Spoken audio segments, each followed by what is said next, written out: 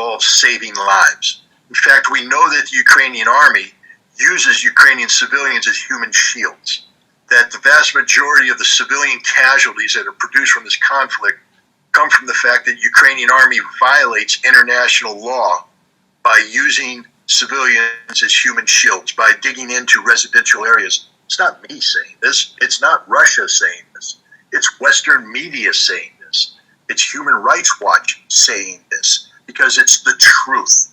So the idea that by supplying weapons to a Ukrainian army that violates international law on a daily basis by putting its own civilian population at risk in the form of being human shields, how are you saving lives?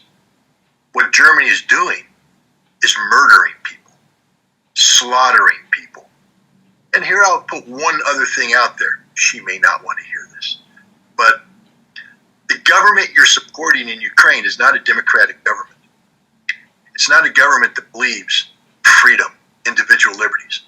It's a government that's promulgated laws targeting Russian people, which, if you remove the term Russian and you put the term Jew in place, sounds an awful lot like the laws being promulgated by Germany in 1930. Is this really what the German government wants to be supporting?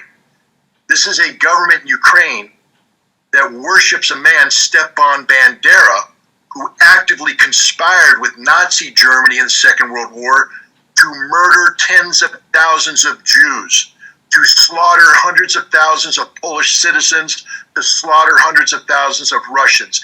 Is this really the person, the government, that the Germans want to support? And if the foreign minister is unwilling to answer that question, then I'll put the question directly to the German people. Who are you? Have you forgotten your history? Have you forgotten what happened in the past? What happened to the promise never again to allow this kind of odious ideology to take root in Europe? And now your foreign minister is actively encouraging it, providing assistance to it. Shame on Germany. Shame on the foreign minister. Shame on the German people.